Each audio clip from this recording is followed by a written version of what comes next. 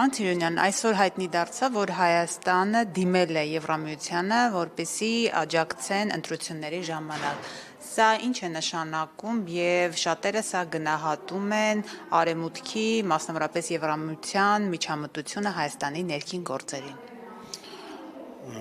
Շատերի կարծիքին կարարկեմ, կարծել եմ, որ Եվրամիությունը միշտ խորհրդանական ընտրությունների կամ այլ դեմոկրատական գործընթացների ժամանակ իր աջակցությունն է հայտնում տարբեր երկրների, այնպես էլ եւ Հայաստանի Հանրապետությանը կարծում եմ, ոնց որ միշտ այդպես միշտ է եղել, սա նորություն չի։ Բայց գումարային առումով, որ պայքար ենք, ապա տեղեկատվության, հիբրիդային պատերազմների դեմ, ինչի մասին է խոսքը։ Ես այսպես ասեմ, մենք ինքներս, մեր կուսակցությունը, մեր կառավարությունը պայքարում է հիբրիդային պատերազմների դեմ, ապա տեղեկատվության դեմ, մենք շատ օրենքներ ենք ընդունել նման դրսևորումների կանխարգելման դեմ եւ Եվրոպական միությունն է, կարծում եմ, նույն լոգիկայի մեջ փորձում է օգտագործել, դուք նորից նոր բան չեք ասում, որովհետեւ ապա տեղեկատվությունը եւ հիբրիդային պատերազմը հիմա ամենավտանգավոր 21-րդ դարի ամենավտանգավոր մարտահրավերներից են տեխնոլոգիաների զարգացման, մեդիայի զարգացման եւ արհեստական բանականության գործիքների զարգացման հետ մեկտեղ պետք է նաեւ կարողանալ դրանց վատ կողմերը կանխարգելել, կարծում եմ Եվրոպական միությունը դրա մասին է խոսում։ Ինչի դեմ է պայքարում, օրինակ ձեզ ինչն է անհանգստացնում որպես իշխանություն, ինչ հիբրիդային պատերազմ է ընթանում, որից դուք ուզում եք այսպես ապահովագրել ձեզ։ Ես չեմ ասում, որ ես չպնդեցի, որ մենք ուզում ենք մեզ ապահովագրենք, ցանկացած երկիր, որը ուզում է, որ առողջ գործընթացներ լինեն իր մոտ, պետք է ձգտի իրեն ապահովագրել ամեն տեսակ վտանգներից։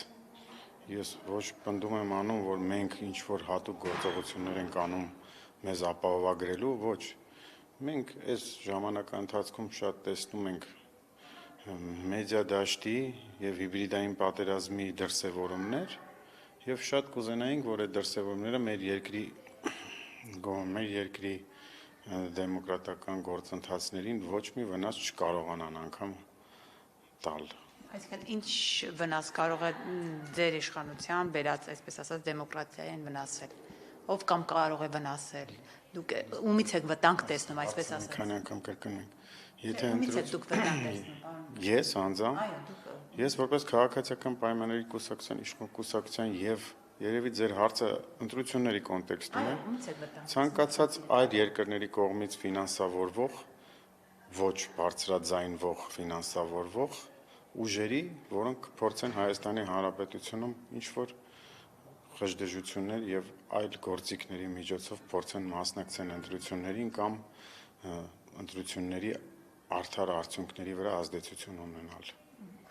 Այդ որ երկրի մասն եք խոսում, օրինակ նույն դիմել եք հիմա Եվրամիությունը լայն հասկացություն է, որ աջակցություն եք ուզում, օրինակ որ երկրի օրինակով եք ուզում դեմոկրատիա լինի Եվրամիության եւ հակառակ կողմից, որ երկիրն է ձեզ խանգարում կամ խնդիրն է ստեղծում։ Ես կոնկրետ երկրներ ոչ հիմա մտքովս է անցնում, ոչ էլ կնշեմ։ Մենք ունենք մեր ճանապարհը, մեզ էլ ոնց որ դուք եք ասում, աջակցություն է հայտնի Եվրոպական միությունը օգնելու էլ ավելի կայունանալու եւ առաջ գնալու համար։ Ես հստակ ոչ երկրի անուն կարող եմ տալ, ոչ երկրի անուն կուզեմ տալ։ Սա մեր երկիրն է, Հայաստանի Հանրապետությունը, ես սրա մասին եմ մենակ խոսում։ Ես անգամ չգիտեմ դուք որ երկրների մասին եք ինչ եք ակնկալում ինձանից լսել։ Ընդդիմությունը ձեզ մեղադրում, ասում է բռնաճնշումների հետ կապված եվրոպացիները, Եվրամիությունը լուռ է, այն բոլոր հակաժողովրդավարական քայլերի հանդեպ Եվրոպան լուռ է, հիմա դուք ուզում եք ելի նույն Եվրոպայի միջոցով ընտրական գործընթացներին մեջամտել եւ հետո ասել, որ հետընտրական զարգացումներում եթե օրինակ չընտրվեք, ամեն ինչ բարթեք, օրինակ նույն այն ուժերի, ինչպես դուք նշեցիք, որոնք խանգարում են դեմոկրատիային Հայաստանում։ Նախ կուզեմ իմանալ, եթե ընդդիմությունը, ինչպես ասեցիք, ասում է, որ բռնաճնշումներ ինչ-որ բան, բայց եվրոպական երկրները լռում են, իմ հիշելով ընդդիմությունը ինքն էլ է մեկ-մեկ հայտարարում, որ իրենք դեմոկրատական, եվրոպական արժեքները կրող պետություն են ուզում, ես sense ասեմ, եթե լոգիկան հուշում է, որ եվրոպական երկրները եթե լռում են, ուրեմն բռնաճնշումներ չկան։ Ես չգիտեմ, ընդդիմությունը ում թեզն է այդպես հնչեցնում, որ դուք ասում եք, թե եվրոպական երկրները լռում են, կասկածում եմ, որ եվրոպական երկրները կլռեին Հայաստանի Հանրապետությունում, եթե բռնաճնշումներ լինեին, անգամ չգիտեմ ինչի պատճառով պետք է լռեին եւ հələ մի հատ էլ ցանկություն հայտնեին օգնել մեր մոտ արդար դեմոկրատական process-ների առաջ գնալուն, այնպես որ ձեր հարցը ինքը իրեն ընդդիմությանը պատասխան տվեց եւ հակասեց, ընդդիմությունը սխալվում է, մեր մոտ ոչ բռնաճնշումներ կան եւ մենք մեր ճանապարհը շարունակելու ենք արդար ազնիվ Բռնաճնշումներ չկա եկեղեցու հանդեպ ձեր քաղաքականության, որը նաև սահմանադրությանն է հակասում։ Այստեղ օրինակ, եթե այլ իշխանություններ լինեին, շատ հաճախ նաև ներսից էր հասարակական կազմակերպությունների մեծ բողոք լինում, Եվրոպայից էին տարբեր հայտարարություններ լինում, բայց ձեր դեպքում ակնհայտ խախտում կա սահմանադրության, որովհետև դուք խառնվում եք եկեղեցու գործերին։ Որ առումով ենք խառնվել եկեղեցու գործերին, սահմանադրության խախտման այդ դրվագը կասեք, եթե դուք տեղյակ եք նման բանի մասին, երևի դատարանը տեղյակ չի, կամ ինչ որ մեկը իշխանությունը խառնվել եկեղեցու գործերին։ Ուր այն մարմինը, որ դիմել է դատարան, ասել է սահմանադրությունը խախտվել։ Ես միջև այսօր տենց բան չեմ լսել, գիտեք, սա նման է բամբասանքի տարածված, հենց ձեր ասած հիբրիդային պատերազմի դասական մասնիկներից մեկի նման մենք եկեղեցու վրա ոչ մի բռնաճնշում ոչ գործադրել ենք, ոչ պատրաստվում ենք գործադրել, չեմ էլ հասկանում ինչի մասին։ Պարտադրում եք, որ վեհապառը հեռանա, դա ճնշում չի։ Երբ որ պարտադրում եք եկեղեցու տարբեր քահանաներին ԱԱԾ-ի միջոցով զեղչել պատարագի տեքստում վեհապառի եւ թեմի առաջնորդի անունը, սա բռնաճնշում չի։ Ես նորից ուզում եմ կրկնել, որ ես նման ձեր բերած օրինակների ԱԱԾ-ի կողմից ինչ որ բան զեղչելու մասին ոչ տեղեկություն ունեմ։ Փաշինյանը չեք լսում։ Ձեզանից եմ լսում։ Ուզում եք ասեք, պարոն Փաշինյանն ասել է, որ ԱԱԾ-ին առաջադրանքը տվե, որ գնան եկեղեցականին, ինչ եք ասում։ Ասում է ԱԱԾ-ի միջոցով, գուցե չի ասում ճնշում ենք, ասում է հորդորում ենք, որպեսզի այո, այդ քահանաները չկիրառեն։ Երևի դուք սխալ եք հասկացել պարոն Փաշինյանի խոսքը, ոչ ԱԱԾ-ն, ոչ մի ուժային մարմին չի խառնվում եկեղեցու գործերին եւ եկեղեցական կյանքին։ Քահանան է ասել, որ իրեն մոտեցել են ԱԱԾ-ականներ։ Գիտեք, մենք ունենք նախկին, ասենց շակերտներով ասեմ, քահանաներ, որոնք հիմա բանտարկյալ են, փորձում են իրենց արդարացնել, բայց իրենց բանտարկությունն է ախր կապ չունի եկեղեցու հետ, իրենք ոմանք բանտարկված են հեղաշրջման կոչերի տերորիստական ակտերի մեջ, ինչ որ կասկածների մեջ կոչերի։ Դուք կարծում եք, որ Միքայել Սրբազանը կարող էր հեղափոխական ինչ-որ կամ Բագրատ Սրբազանը տերորիստական կալանավորվածների մասին եմ ասում, որը ըստ լուրերի նման բաներ պատրաստվել է անել։ Միքայել Սրբազանի մասին էլ չեմ ուզի պնդել, քանի դեռ դատական process է գնում եւ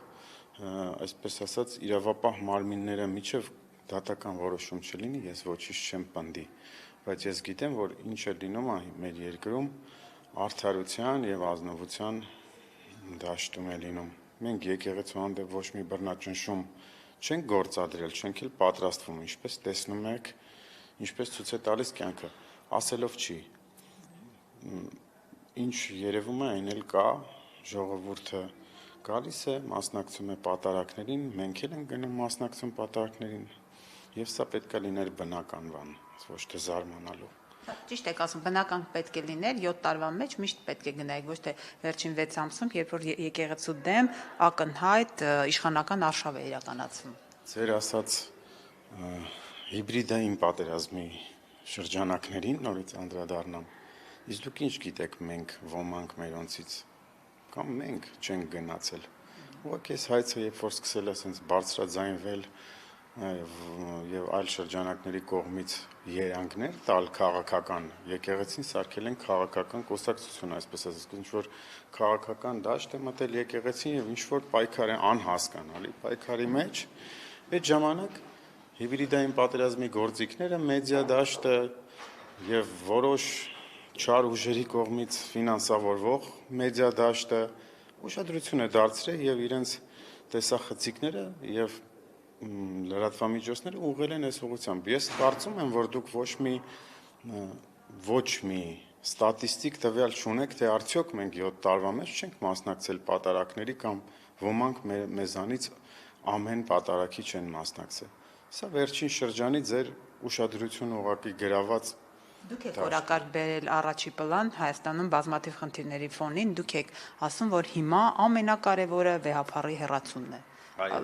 դա ճիշտ է։ Ինչու՞, այս երկու այլ խնդիր չկա։ Ես ասեմ, Կտրիչ Ներսիսյանի հեռացումը շատ կարևոր է մեր հանրապետության համար։ Կտրիչ Ներսիսյանը չի համընկնում իր կրած, այսպես ասած, խաչին իմ տեսանկյունից։ Կտրիչ Ներսիսյանը չի կարող վեհափառ լինել։ Այսքան ժամանակ շատ մեզանից էլ առաջ մարդիկ իրենց մեջ սա իմացել են, սա իրենց մեջ խոսել են, ուղղակի բարձրաձայնելու երևի չեն կարողացել բարձրաձայնել ինչ պատճառներով։ Հիմա եկել է ժամանակը, որ մենք խոսում ենք դրա մասին, ազատ, հանգիստ, ցանկացած քաղաքացի կարող է խոսել, ինչպես նաև ընդդիմությունը կարող է բողոքել այս շրջանակներում, բայց կյանքը ցույց կտա։ Խախտումների մասին եք ասում եք վեհափառը իր կոչմանը ոչ համապատասխան խախտումները թույլ տվել։ Դուք էլ 21 թվականին, որ ընտրվել եք, ձեր կառավարության ծրագրի բազմաթիվ խախտումներ եւ չկատարված խոստումներ կան։ Ինչու եք շարունակում անալ։ Կառավարության ծրագիրը դա երթում չի, որ պետք է 100%։ Ժողովրդի առաջ խոստում եք։ Կառավարության ծրագրերը բոլոր, որ ընտրվել ենք մինչև հիմա, կատարում ենք, որն էլ չենք հասցրել կատարել, դա ժամանակացույցային հարց է, դա շարունակական է լինելու։ Մենք մեր խոստումների մեծամասնությունը գերա կատարել ենք անգամ, եւ մի քիչ ուշադիր նայեք մեր պետությանը, մեր տնտեսությանը, տարածաշրջանում մեր պետության այսօրվա դիրքերին, մեր տնտեսության աճին, դա այնքան ակնհայտ է, որ 50-ատ հիբրիդային պատերազմ մեր դեմ վարող չի կարող դա հերքել։ Պարոն Սիրունյան, եւ դուք ասում եք ամեն ինչ շատ լավ է, տնտեսություն, ձեր խաղաղության մասին եք անդադ ասում, բայց դուք խոսում եք խաղաղությունից, Ադրբեջանն ասում է սահմանադրություն փոխեք, ադրբեջանցիները պետք է գան Հայաստան, արևմտյան Ադրբեջան, սա է այդ խաղաղությունը։ Այսպես ասեմ, դուք էլի վիրտուալ դաշտում եք հիմա խոսում։ Ես կոնկրետ մեջբերում եմ Ալիևին։ Դուք կոնկրետ մեջբերում եք Ալիևին, ես ինքս աշխատում եմ շատ Ալիևին չմեջբերեմ, Ալիևը իր ներքին լսարանի կամ ընդհանրապես միջև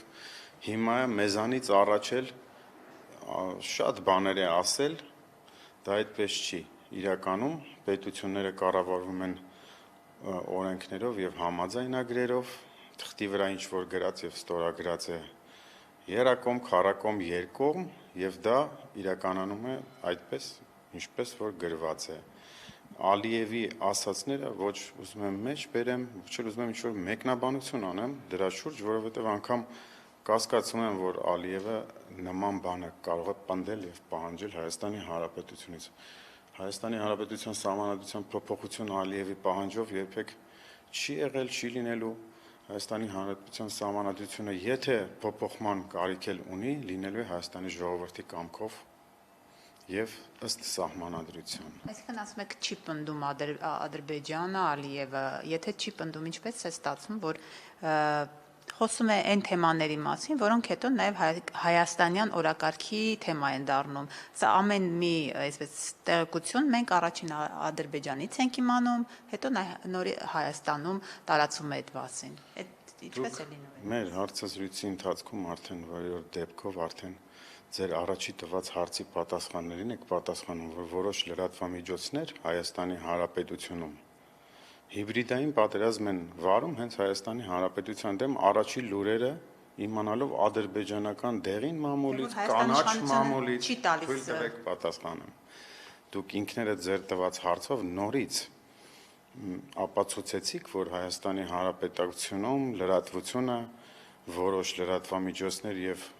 մեդիա դաշտ հիբրիդային պատերազմի գերի է։ Կարող է ինքն էլ չի գիտակցում, որ ինքը հիբրիդային պատերազմի գերի է հենց իր պետության դեմ։ Օրինակ սահմանազատման հանձնաժողովի հանդիպում է լուրերը չի։ Սահմանազատման հանձնաժողովների հանդիպում է լինում։ Առաջինը Ադրբեջանն է ասում, որ այդպիսի հանդիպում կա։ Գալիս է, կայանում է, ավարտվում է այդ հանդիպումը, նոր Հայաստանի իշխանությունը խոսում է այդ մասին։ Հիմա մենք մեղավոր ենք, որ առաջի ինֆորմացիան է։ Երևի իմ հիշելով, ես ամեն ոլորտի մասնակից չեմ, բայց սահմանազատման հանձնաժողովի հանդիպումներից առաջ ինչ-որ լրատվամիջոցներով հայտարարություն անելու կանոնակարգ ոչ գիտեմ, ոչ էլ լոգիկային մոտիկ եմ համարում։ Ադրբեջանի ինչ-որ լրատվամիջոց ձեր բերած անհայտ իմիջայլոց։ Ես չգիտեմ, դուք պետական լրատվամիջոցների մասին եք ասում, թե ինչ-որ մամուլի, ասենք News IM օրինակ, տենց ինչ-որ լրատվամիջոցի գրած լուր բերեք մեր Հայաստանի Հանրապետության դաշտում տիրաշավորենք։ Չէ, դե ես տեսա ձեր News IM-ը, որովհետև այս հարցազրույցի ընթացքում արդեն դուք 4 անգամ հակասում եք ձեր տված առաջի հարցին։ Դուք ապացուցում եք, որ հիբրիդային պատերազմը Հայաստանի դեմ իրականացվում եւ ապացուցում եք, որ Եվրոպական միությունը շատ ճիշտ է։ Դուք շատ ասում եք ամեն անգամ հիբրիդային պատերազմ, բայց չեք ասում որտեղից է ուղղորդվում։ Լավ, ենթադրենք ձեր ասածը հիբրիդային պատերազմ որտեղից է ուղղորդվում Հայաստանի դեմ։ Ես հիմա ընկնեմ ենթադրությունների դաշտ, թե ձեզ հարց տամ, դուք չգիտեք որտեղից է ուղղորդվում։ Ես չգիտեմ, ես լրագրող եմ, դուք իշխանություն եք, դուք ավելի տեղեկացված եք, ասեք դուք։ Հիբրիդային պատերազմը կարող ուղղորդվի տարբեր աշխարհաքաղաքական կողմերից եւ ուղղություններից։ Ես անձամբ չգիտեմ, տենց ապացուցված թե որ կողմից է ուղղորդվում։ Ես գիտեմ, որ մեր որոշ ընդդիմության ներկայացուցիչներ եւ իրենց հարակից լրատվամիջոցներ, որոնք ֆինանսավորվում են հենց ընդդիմության կողմից, նախկին նախագահների կողմից, Ռոբերտ Քոչարյանի, անգամ ես նաև ենթադրում եմ, որ լրատվամիջոցներ կան, որ Կտրիչ Ներսիսյանի կողմից են ֆինանսավորվում, եւ այդ մարդկանց միակ եւ նպատակը ոչ Հայաստանի Հանրապետության բարօրությունն է, ոչ մեր մոտ դեմոկրատիայի կայացումն է, այդ մարդկանց միակ նպատակը պախարակելն է այսօրվա լավ գործերը։ Այսինքն ամեն ինչի մեղավորը դարձան լրատվամիջոցները, դուք էլ այնքան լավ իշխանություն եք, լրատվամիջոցներն են ձեզ պախարակում եւ չեն թողում լավ աշխատեք հանուն երկրի։ Ես չեմ ասում, որ լրատվամիջոցները չեն թողում մեզ աշխատենք, մենք առանց լրատվամիջոցների նայելու աշխատում ենք մեր կառավարությունը եւ մենք ոչ էլ վախենում ենք, որ որոշ լրատվամիջոցներ կարող վայ ինչ-որ հիբրիդային պատերազմ վարեն մեր դեմ, որովհետև վերջի իրենք պարտվելու են եւ ճշմարտությունը կոծկել շատ դժվար է, հարգելի ընկերներ։ Ես չեմ մեղադրում լրատվամիջոցներին, լրատվամիջոցները մտքով ինչ անցնում է ասում են երբեմն, որովհետև դուք սկսեցիք մեր հարցազրույցը հենց այդ դաշտից, մեդիա դաշտից։ Այո, մեդիա դաշտը շատ կարևոր է։ Մեդիա դաշտը շատ կարևոր է հիմա, եւ ես նորից եմ ասում, լրատվականը կարող է կանաչ դաշտը չորացնել իր լուրերով եւ կարող է չոր դաշտը կանաչապատել։ Սենց վիրտուալ բան եմ ասում ձեզ, բայց որոշ մեր լրատվամիջոցներ իրանց կյանքի նպատակը դրել են անապատացնել։ Ձերը կանաչ դաշտը լրատվամիջոցները չորացնում են։ Միանշանակ ես կարծում եմ, որ Հայաստանի Հանրապետությունը շատ ոլորտներում եւ տնտեսությունում եւ քաղաքական դաշտում շատ առաջ է գնում մեծ քայլերով եւ դեպի խաղաղություն, որը հիմա կա, այս պահին խաղաղություն է, ես ձեզ ասեմ նորից։ Հիմա խաղաղություն է եւ այն շարունակական է լինելու եւ բոլոր այն երկրները, որոնք համամիտ են, որ խաղաղությունից լավ բան չկա եւ դեմոկրատիան է միակ կարևոր արժեքը երկրի համար, կարծում եմ օգնության ձեռք են մտնելու Հայաստանի Հանրապետությանը։ Բոլոր այն երկրները, որոնք ձեր նշած հակառակ տրամադրվածություն ունեն մեր երկրի դեմ, հիբրիդային պատերազմներ են փորձելու վարեն Հայաստանի Հանրապետության դեմ եւ պարտվելու են։ Շատ լավ։ Եվ դուք, եթե չեմ սխալվում, առաջադրվել եք, ճիշտ եմ, պարոն Սիրունյան, ցուցակով համամասնական։ Ինքն առաջադրվել եմ։ Ձեզ արդեն հասցրել է, քանի որ տեսնում ենք վարչության ընտրություններում հարցաքննում են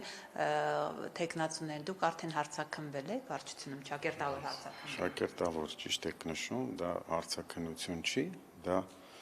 միշտ քաղաքացիական պայմանագիր է այնքան թափածիկ կուսակցություն է, որ ցանկանում է վարչությունը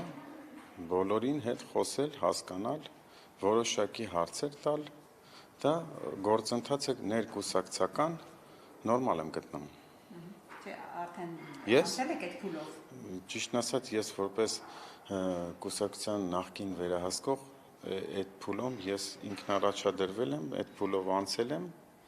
եւ ամեն ինչ շատ նորմալ է։ Էլ ինչ ասեմ այդ հարցի շուրջ, բան չեմ կարող ասել։ Կլինեք ցուցակում ձեր շանսերը այդ հարցաքննության Այս հարցաքննությունը ցուցակում լինելու, չլինելու մասին չի, ես այսպես ասեմ, հարցաքննությունը չի։ Ցուցակը ընտրվելու է համաժողովի ընտրությունների արդյունքում եւ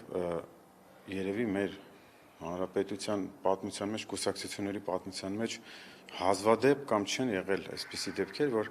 համաժողով ամբողջ կուսակցության համաժողովն է ընտրելու ցուցակի կազմը, կարծում եմ Փաշինյանի գործոնը այստեղ չի աշխատելու ոչ մի ձևով, ինքը նախընտրություններ չի ունենալու, չի ուղղորդելու։ Ես չեմ կարծում, մենք երբեք այդպիսի բան չենք ունեցել, չգիտեմ որտեղից եք այդ հարցը վերցնում, ոչ ուղղորդվելու է, ոչ էլ, ես նորից եմ նշում, համաժողովը դա 900,000 հոգի քաղաքացիական պայմանագիր կուսակցության տարբեր մարզերի ներկայացուցիչներ են, համաժողովն է ընտրելու ցուցակը ինքն առաջադրված մարդկանց։